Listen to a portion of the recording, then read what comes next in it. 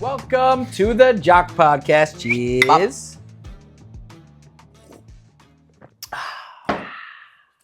Happy holidays. Happy holidays. Last holiday episode, I got my sweat on. Speaking of holidays, we're just going to dive into an ad from a very important sponsor of ours. This episode is brought to you by St. Nick's Christmas Lights. Let us make your home very merry and bright this holiday season. Call us at 850-ST. Nick's. Ooh, yeah, St. Nick's. Speaking of ads, we're just diving into it today.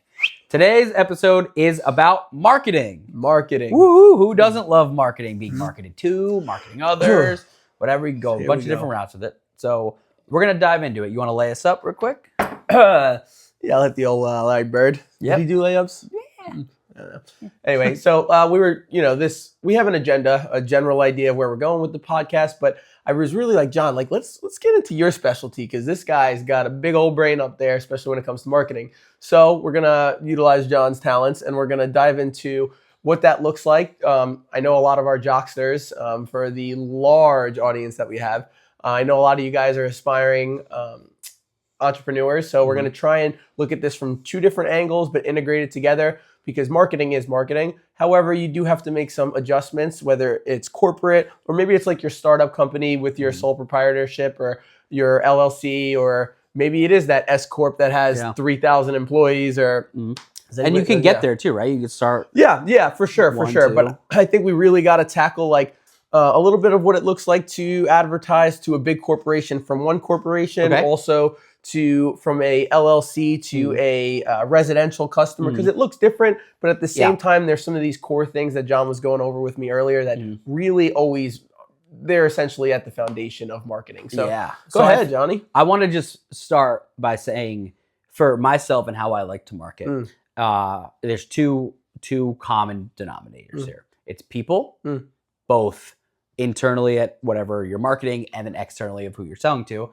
And then looking the part, just being legit. Those are the two areas that I think you'll see as key themes here on whatever you're marketing to. That's how at the heart of what I think marketing is, and what I've been able to do, whether it's for a small mom and pop shop or a large corporation.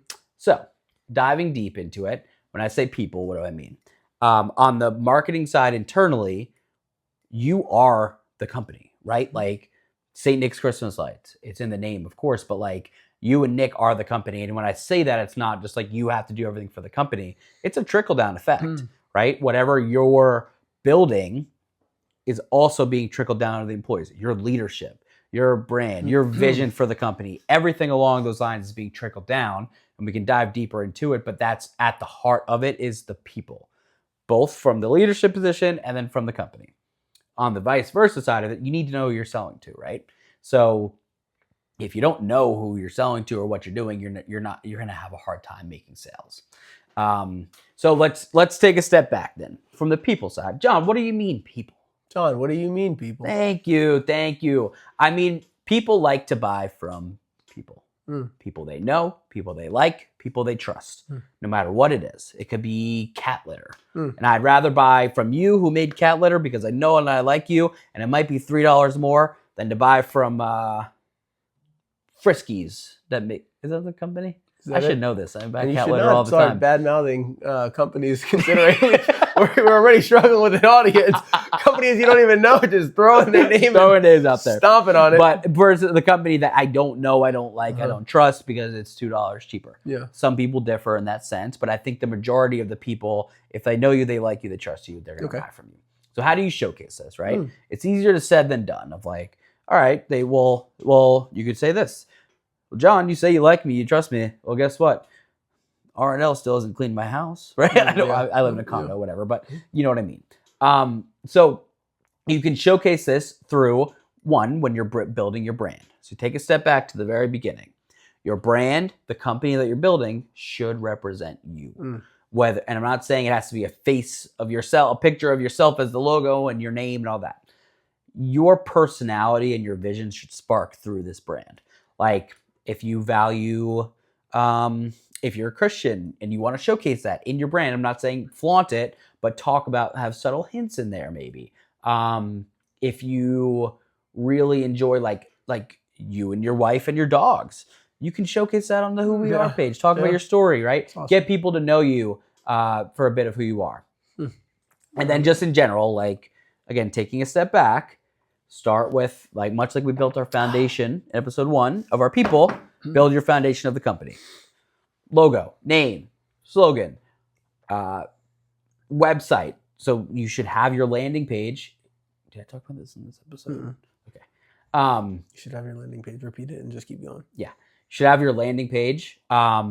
It's these days it's very easy. I don't use that word often because I think people think marketing is easy, and then when you try to do it, it's not as easy as it seems. But it is actually easy to start a website these days. Like, you can go on Wix, you can go on WordPress. There's so many sites that essentially are templated sites, or you can outsource to an agency if you're. I know you've done that for R&L. Like, you can find website companies. Yeah, we're very happy. We're really happy with a company that does ours. Yeah. So I guess starting with the website. One, you can showcase who you are through the website, your brand colors, your photos, your story of who the company is. But then obviously it's a place that people can book whatever it is, buy a product, book your service. It's that homepage where people can do things. And then a vetting out tool. So when I say we'll get back to the two things, people and looking the part, the website is one of the best ways to look the part, whether you've made a sale or not. They don't have to know that. So you probably had the R&O website before you even made a sale, right? Maybe yours is a little different because you had a few sales, but while you were much smaller. Right? Yeah, we actually started with an entirely different website, and then after like building a little bit, we found a company, and then they were like, "Hey, let us just take this. Here's the price." Thought it was a fair price, and honestly, they've been running it since. So. And I've seen it, and like you guys.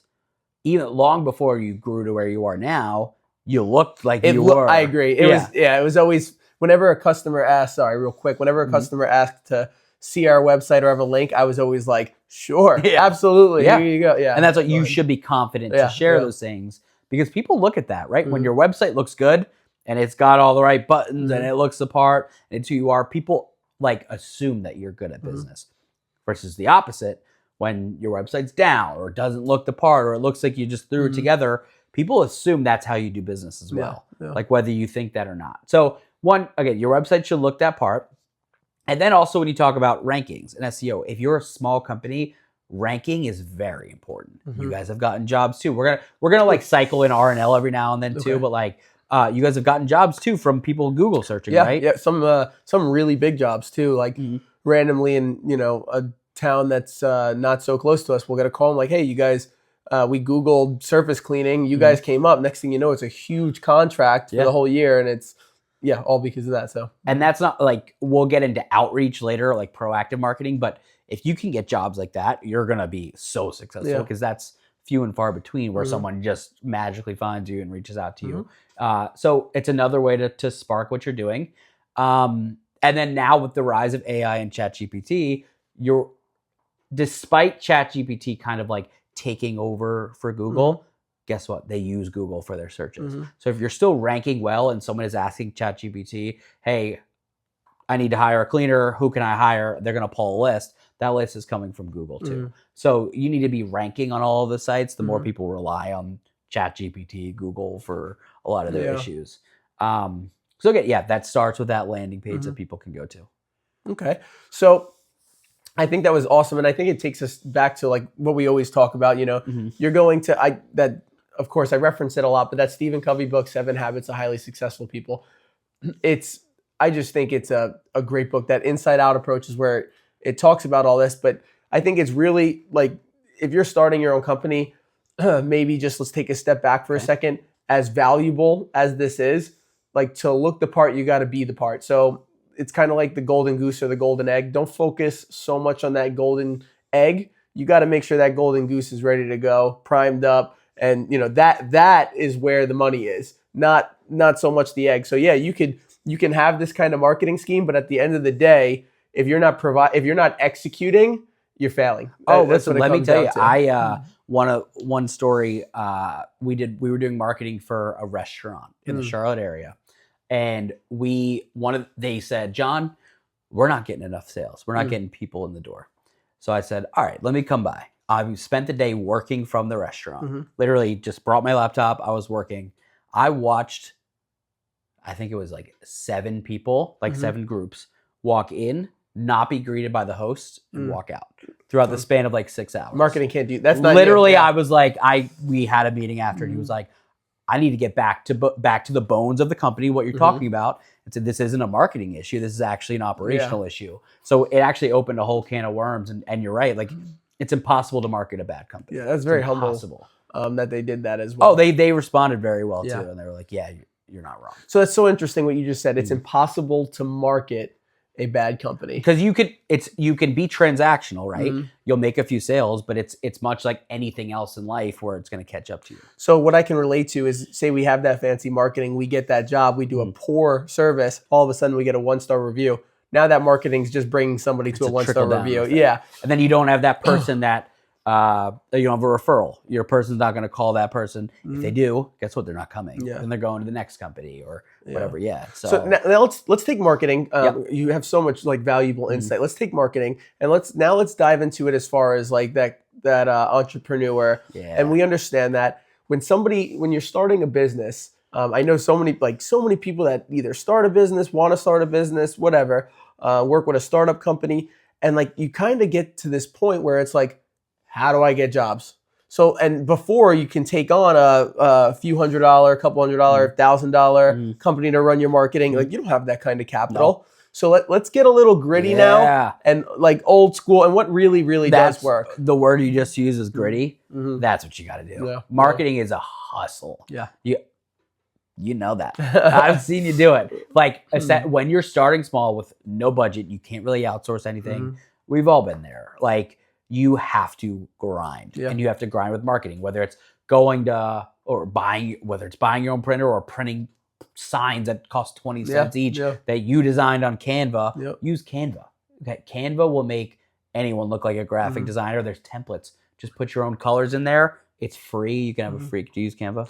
Or do you know what Canva is? We have a few ways we do. So Canva is the easiest. If you're just getting started, you can't outsource any design for marketing. Literally search what you're trying to do.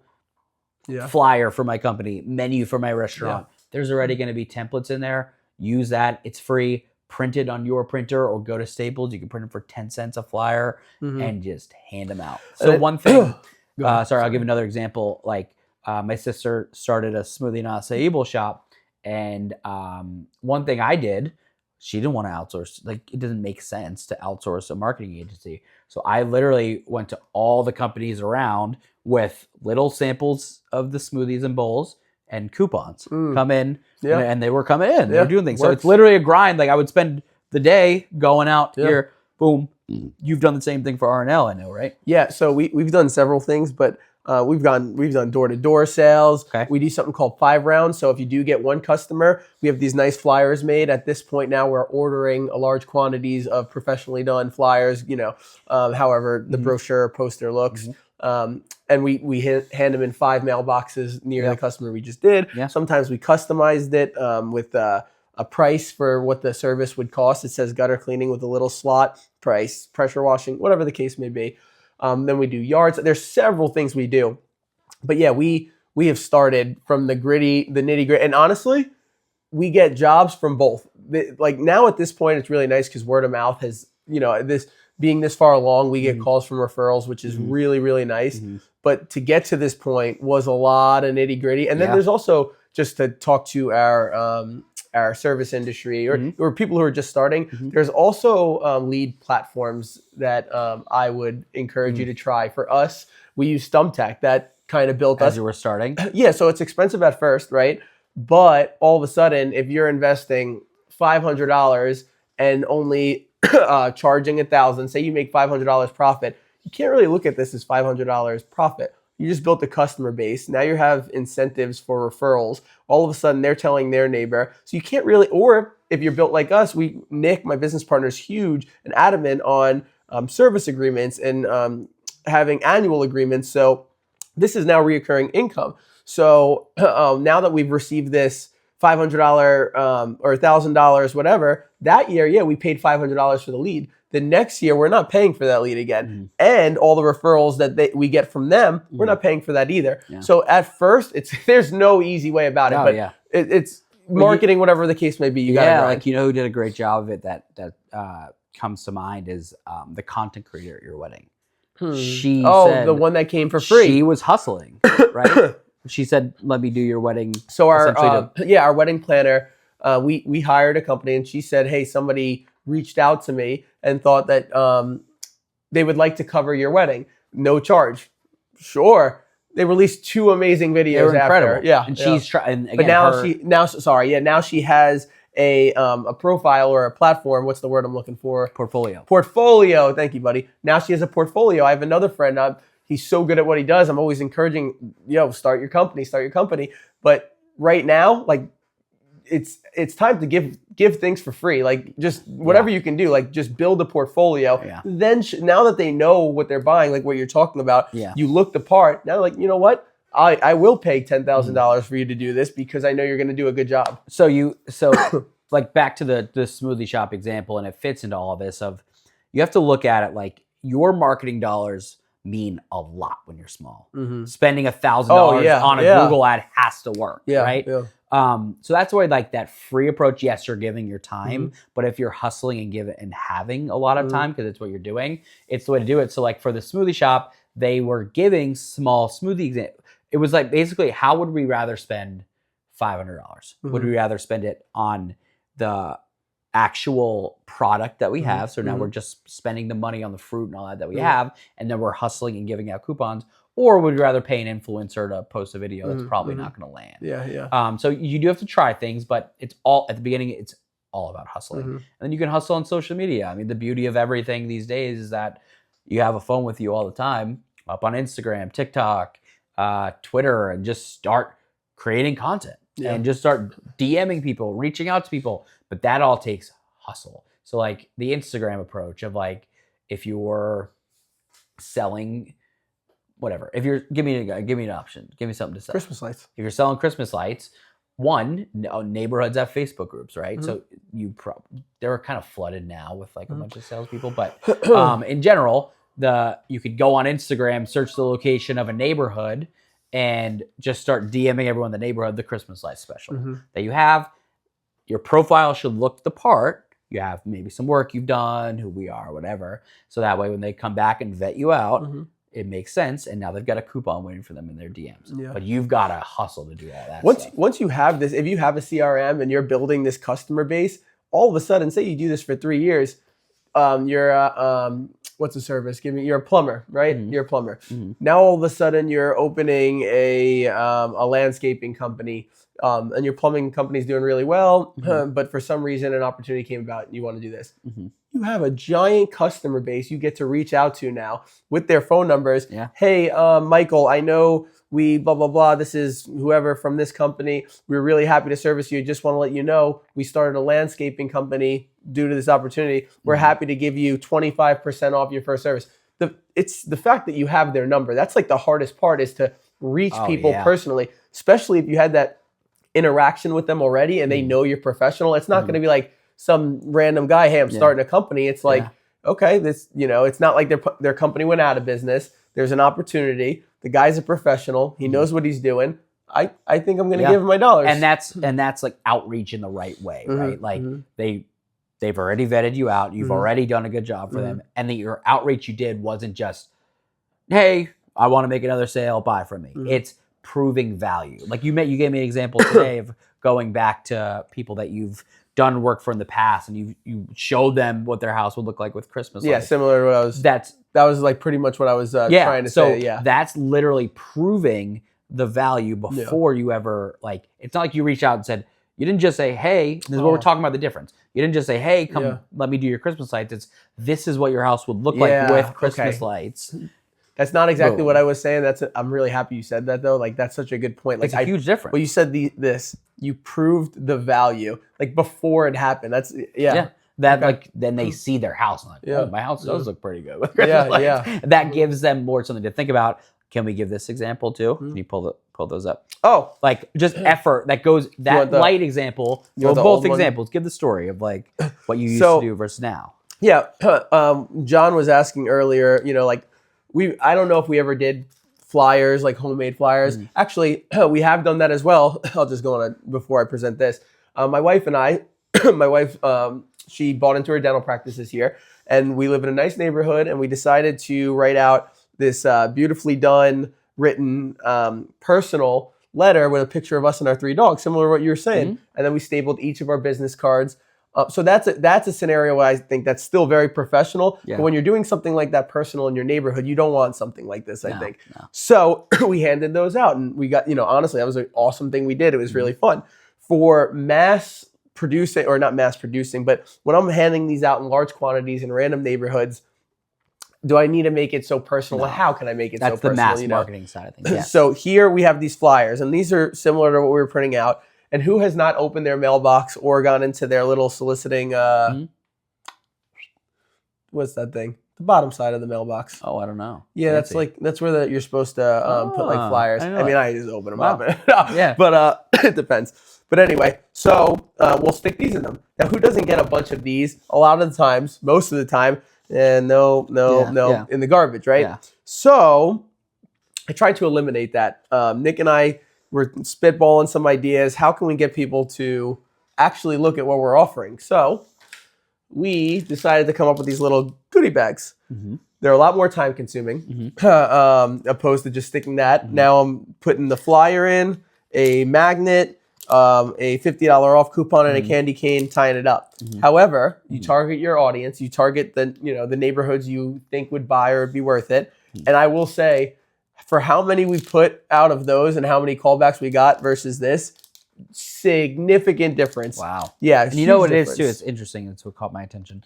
This by itself sits with 5 or 6 others. And This, when it sits with others, it's like, whoa, did someone give me something? Whatever. Like who's gonna you see this and you're like, this looks nice and did professional. One of my friends give this to me? What is this from? I'm not just throwing this out before looking at it. So that goes into the hustle, the effort. Like if someone sees that from a company, guess what? Also, you've probably seen flyers for Christmas lights companies, other companies. They're all probably doing this too. I mean, maybe after they listen to this, they're going to do that as well. But whatever. But that's how you stand out. I would rather call that company versus that company, no matter what you do. I asked my cousin one time. He has a company. Actually, he has a very similar company to mine. Mm-hmm. He started way before. I asked him a lot of questions. Yeah. And one time he started saying how everybody's asking him, "Hey, I want to start a company like you, even in the same industry." And he was telling me this, and I was kind of like almost appalled. I'm like, "Are you not nervous? Like they live right by you. They're going to start a competitive company." And he goes, "No." I'm like, "Why?" He's like, "Because I know they're not outworking me." And I was like, "Dang, all right." Yeah. So I think that's the key for when you're first starting. There's so much you can get in the nitty gritty of what exactly to do, but these are some examples. You just got to hustle marketing wise. All right, let me ask you a question. Yeah. It seems like on the corporate level, how far doesn't really make a difference. It really comes down to what you're presenting. It needs to be professional. It needs to look the part. And it has to go to the right people. That's what people, both in general, it has to look the part. We have to look the part as a person. We have to be try to showcase who you are in your marketing efforts. But then if it's not getting seen by the right person, none of that matters. Mm-hmm. Like if you handed that to an apartment complex and gave it to everyone in the apartment complex, it wouldn't matter. Fantastic. It would be the best thing in the world, but it wouldn't matter. So the other end of it is knowing who you're selling to. How do you do that? One, you could look at competitors, see who they're doing jobs for. If you're first getting started, look at a competitor company and go to a lot of people on their websites have work we've done before, a portfolio. I'm not saying to go take their clients, but look at those industries, look at those people, look at that type of work they've done, and then sculpt it towards that. If you don't know, the more you can know who you're selling it to, the better marketing you can do. Because you can personalized marketing always plays better. One of the things we're getting into at QDS, so we're a banking company. So we sell everything operable to banks, ATMs, cash counters, checking account products. So there are some other competitors, and everyone does it's during the holiday time, so you give holiday gifts. You typically you'd give QDS branded golf balls, a sweater, whatever it is, and they give their own branded materials. No one wants that stuff from a vendor.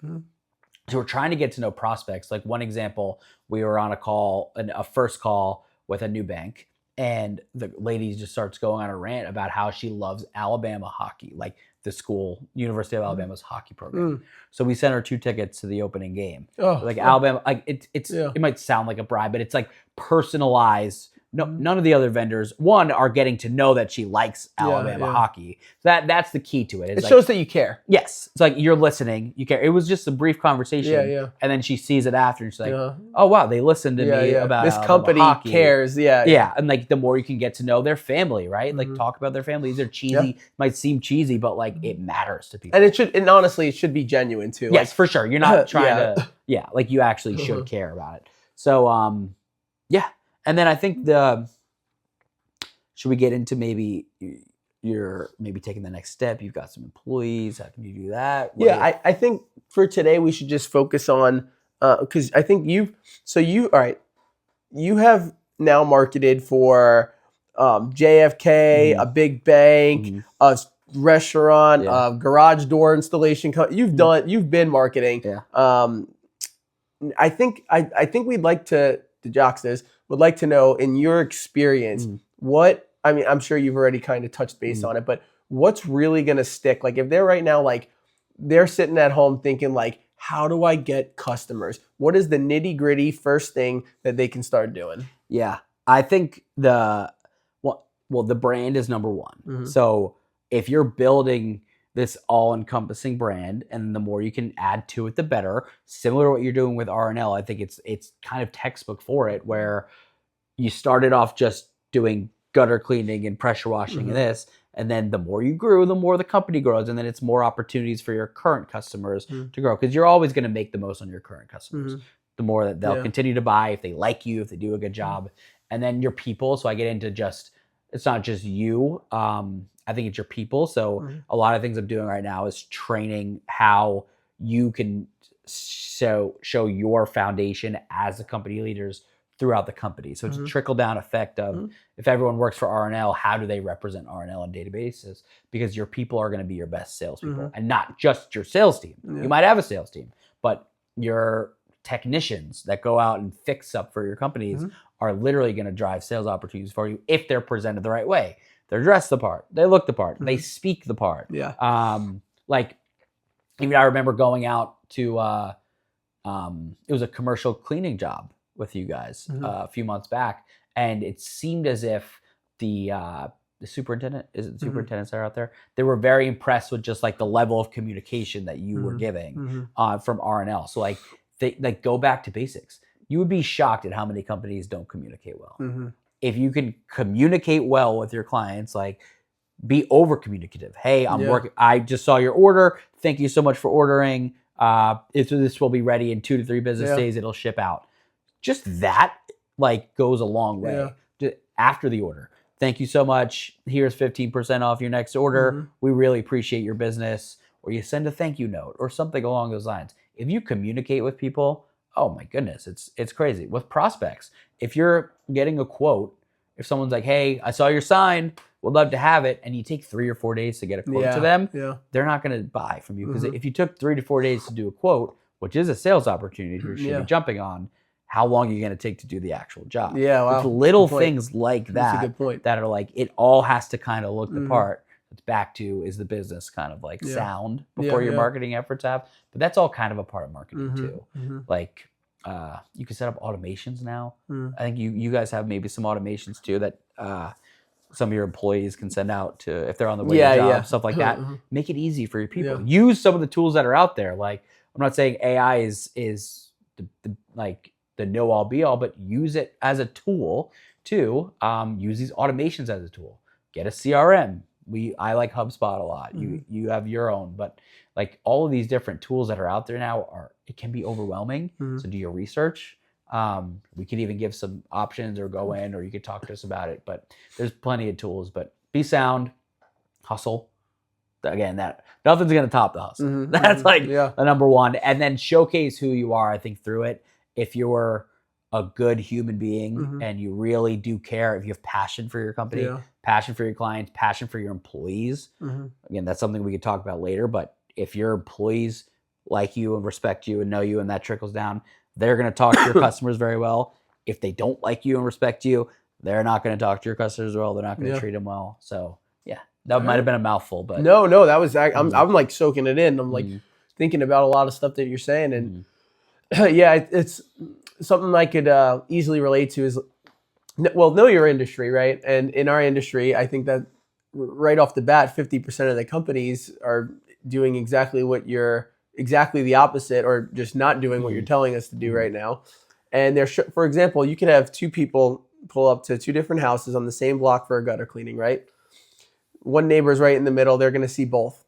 Are they more likely and inclined to inquire about the service from the company that pulled up with a rusty old equipment, a vehicle that looks like it's not taken care of, the guy can't start his equipment, or are they going to go to the nice branded company truck where the equipment looks really taken care of, all the hose lines are really neat and organized, the truck bed looks nice, and just it looks like they got a game plan, you know? Yeah. Who are you walking over to? Am I going to pay an extra $100 for this guy? Like, yeah, it's an extra $100, but this is my home. Yeah. Like, this is my this is my home. Yeah. Is that that negative $100? Like, what's that going to cost me on the back end? You know? Yeah. Shooting out a window. Does this guy even have insurance? You know, like, you want them to look at what you're selling and say, this is who I need to go to. And I think that investment piece of it is tough when you're starting off, because like that newer, nicer truck that's going to land you the sale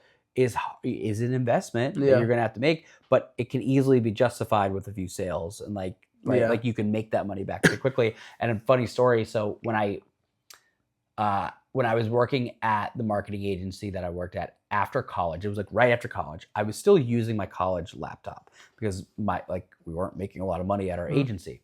It was slow. It was an older Mac, and I got someone to come in on a sales call. We were going to start a podcast for them. We were going to build their website, do whatever.